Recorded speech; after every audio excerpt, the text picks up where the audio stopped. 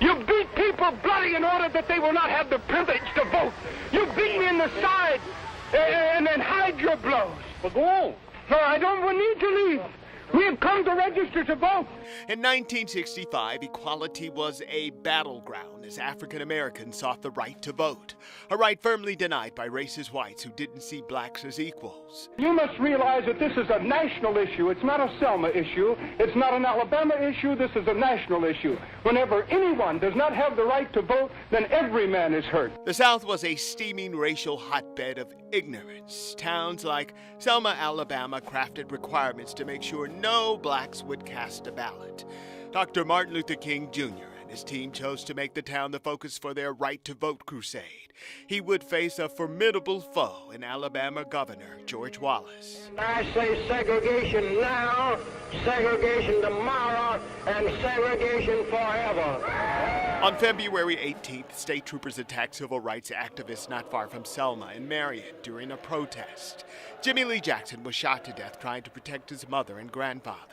Jackson was the youngest deacon at his church. His death inspired a massive march from Selma to Montgomery to demand voting rights. He was murdered by the irresponsibility of every politician from governors on down who has fed his constituents the stale bread of hatred and the spoiled meat of racism.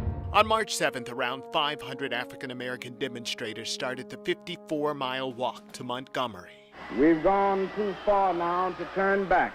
The path to Montgomery went across the Edmund Pettus Bridge into a brick wall of state troopers wearing gas masks and riot gear. It'll be detrimental to your safety to continue this march, and I'm saying that this is an unlawful assembly. You have to disperse. You are ordered to disperse. Go home or go to your church. Acting on official order, state troopers sought to turn marchers around with tear gas, baton strikes, and brute force. Cameras captured the punishing scene for the whole world to see. So marchers took their nonviolent effort back across the bridge on a day we remember as Bloody Sunday. As a result, 2 days later, Dr. King marched with more than 2,000 whites and blacks across the same bridge. They were met by state troopers ready to stop the activism in its steps. Troopers blocked the way because the march was called an unlawful protest. Dr. King asked if they could simply pray. The request was granted.